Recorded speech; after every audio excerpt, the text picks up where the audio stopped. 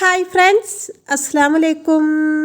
അപ്പോൾ ഇന്നത്തെ നമ്മുടെ റെസിപ്പി വളരെ സിമ്പിളായി തയ്യാറാക്കാൻ പറ്റിയ തേങ്ങാപ്പാലും പുളിയൊക്കെ ചേർത്തിട്ടുള്ള നല്ല ടേസ്റ്റിയായൊരു വെണ്ടക്ക കറിയുടെ റെസിപ്പിയാണ്. ഈ കറി തയ്യാറാക്കാനായിട്ട് നമുക്ക് മെയിനായിട്ട് വേണ്ടത് വെണ്ടക്ക തന്നെയാണ്. അധികം മൂപ്പത്താത്ത ഇളയ വെണ്ടയാണ് നമുക്കിതിന് വേണ്ടത്. അപ്പോൾ ഒരു 200 ഗ്രാം വെണ്ട ഞാൻ കറി വെക്കാനായിട്ട് എടുത്തു വെച്ചിട്ടുണ്ട്. ഇനി ഇതൊന്ന് ക്ലീൻ ചെയ്ത് കട്ട് ചെയ്തെടുക്കാം. നാരങ്ങയുടെ വലിപ്പത്തിലുള്ള പുളി വെള്ളത്തിലിട്ട് കുതിരാനായിട്ട് മാറ്റി വെക്കാം. അപ്പം നമ്മളിവിടെ വെണ്ട കട്ട് ചെയ്തെടുത്തിട്ടുണ്ട്. അപ്പോൾ ഈ വലിപ്പത്തിലാണ് കട്ട് ചെയ്തെടുത്തത്. നിങ്ങൾക്ക് നീളത്തിന് വേണമെങ്കിൽ 2 തലയും കട്ട് ചെയ്ത് കറി വെക്കാവുന്നതാണ്. അപ്പം നമുക്ക് കറി വെച്ച് തുടങ്ങാം. വെണ്ട കറി വെക്കാനായിട്ട് ആദ്യം നമുക്കൊരു ചട്ടിയിലേക്ക് 2 ടീസ്പൂൺ വെളിച്ചെണ്ണ ഒഴിച്ച് കൊടുത്ത് വെണ്ടയൊന്ന് വഴറ്റിയെടുക്കണം. അതിൻ്റെ പശപ്പ് പോവാൻ വേണ്ടിയിട്ടാണ് നമ്മൾ ഇതുപോലെ ചെയ്യുന്നത്. ഇങ്ങനെ ചെയ്തില്ലെങ്കിൽ കറിക്ക് നല്ലൊരു കൊഴുപ്പ് പോലെ ആയിരിക്കും. അപ്പോൾ ഇത് മീഡിയം ഫ്ലെയിമിൽ വെച്ചിട്ടാണ് ചെയ്യേണ്ടത്. ഏകദേശം 1-2 മിനിറ്റ് ഇതുപോലെ ചെയ്യുമ്പോഴേക്കും ഇതിൻ്റെ പശപ്പൊക്കെ പോയി കിട്ടും. അപ്പോൾ നമ്മുടെ വെണ്ടയുടെ പശപ്പൊക്കെ ഇപ്പോൾ പോയി കിട്ടിയിട്ടുണ്ട്. ഇനി നമുക്കിത് കോരി മാറ്റാം. വെണ്ട കോരി മാറ്റിയതിന് ശേഷം ആ പാനിലേക്ക് തന്നെ ഒരു 3 ടീസ്പൂൺ വെളിച്ചെണ്ണ ഒഴിച്ച് കൊടുക്കുന്നുണ്ട്. ഇനി 1 ടീസ്പൂൺ കടുക് ഇട്ട് കൊടുത്ത് അതൊന്ന് പൊട്ടിച്ചെടുക്കാം. കൂടെ തന്നെ ഒരു 1/4 ടീസ്പൂൺ ഉലുവയും കൂടെ ചേർത്ത് കൊടുക്കാം. കടുകും ഉലുവയൊക്കെ പൊട്ടിയതിന് ശേഷം നമുക്ക് കുറച്ച് കറിവേപ്പിലയും കൂടെ ചേർത്ത് കൊടുക്കാം. ഇനി നമുക്ക് ഇതിലേക്ക് ഒരു 10 അല്ലി വെളുത്തുള്ളിയും ഒരു ചെറിയ കഷ്ണം ഇഞ്ചിയും ചതച്ചത് ഇട്ട് കൊടുത്ത് നല്ല പോലെ ഒന്ന് വഴറ്റിയെടുക്കണം. ഇതുപോലെ അതിൻ്റെ നിറമൊക്കെ മാറി വരുന്ന ടൈമിൽ ഒരു വലിയ തക്കാളി ചേർത്ത് കൊടുക്കാം. തക്കാളി ചെറുതാണെങ്കിൽ 2 എണ്ണം ചേർത്ത് കൊടുക്കാം. ഇതൊരു അത്യാവശ്യം നല്ല വലിപ്പമുള്ള തക്കാളി ആയതുകൊണ്ട് തന്നെ ഞാൻ ഒന്നുള്ളൂ ചേർത്ത് കൊടുത്തത്. നമ്മുടെ കറിക്ക് ആവശ്യമുള്ള ഉപ്പ് ചേർത്ത് കൊടുക്കാം. അപ്പോൾ 1 ടീസ്പൂൺ ഈ സമയത്ത് ചേർത്ത് കൊടുത്തിട്ടുണ്ട്. ഇനി ആവശ്യമുണ്ടെങ്കിൽ നമുക്ക് ലാസ്റ്റ് ചേർത്ത് കൊടുക്കാം.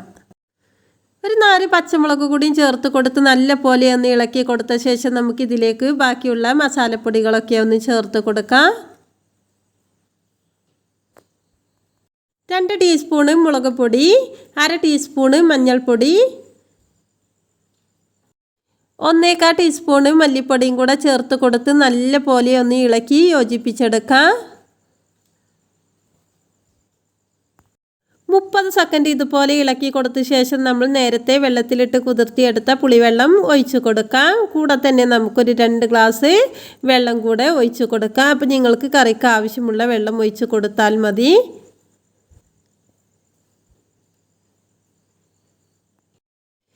ഇനി ഇത് നമുക്ക് തിളപ്പിച്ചെടുക്കുകയാണ് വേണ്ടത്. അപ്പോൾ നമുക്കിത് അടച്ച് വെച്ച് കൊടുക്കാം. എന്നിട്ട് ഒരു 5 മിനിറ്റ് നല്ല പോലെ ഒന്ന് തിളപ്പിച്ചെടുക്കാം.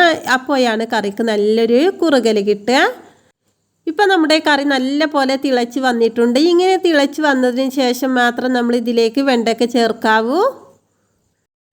ഇപ്പോൾ തന്നെ നമ്മുടെ കറിക്ക് നല്ല കുറുകൽ വന്നിട്ടുണ്ട്. ഇനി നമുക്ക് നമ്മൾ നേരത്തെ വഴറ്റിയെടുത്ത വെണ്ട ഇതിലേക്ക് ചേർത്ത് കൊടുക്കാം. അപ്പോൾ വെണ്ട മുഴുവനായിട്ടും ചേർത്ത് കൊടുത്ത ശേഷം ഒന്നിട്ട് ഇളക്കി കൊടുത്ത് ഒരു 5 മിനിറ്റ് അടച്ച് വെച്ച് വേവിച്ചെടുക്കുകയാണ് വേണ്ടത്. അപ്പോൾ നമുക്കിതൊന്ന് അടച്ച് വെച്ച് കൊടുക്കാം. അപ്പോൾ നമ്മുടെ കറി 5 മിനിറ്റ് വേവിച്ചെടുത്തിട്ടുണ്ട്. ഇനി നമുക്കിതൊന്ന് തുറന്ന് നോക്കി നല്ല പോലെ ഒന്ന് ഇളക്കി കൊടുക്കാം. അപ്പോൾ നമ്മുടെ വെണ്ടയൊക്കെ നല്ല പോലെ വെന്ത് വന്നിട്ടുണ്ട്. ഇനി നമുക്കിതിലേക്ക് തേങ്ങാപ്പാൽ ഒഴിക്കുകയാണ് വേണ്ടത്. അതിനായിട്ട് ഒരു മുറി തേങ്ങയുടെ പാലാണ് നമ്മളിവിടെ എടുത്ത് വെച്ചിട്ടുള്ളത്. അത് ഇതിലേക്ക് ഒഴിച്ച് കൊടുക്കുക. എന്നിട്ട് നല്ല പോലെ ഒന്ന് ഇളക്കി കൊടുക്കുക. ഈ തേങ്ങാപ്പാലാണ് നമ്മുടെ കറിയുടെ ടേസ്റ്റ്. തേങ്ങാപ്പാൽ ഒഴിച്ച ശേഷം 1 മിനിറ്റ് നമുക്ക് ഇതുപോലെ ഒന്ന് ഇളക്കി കൊടുക്കാം.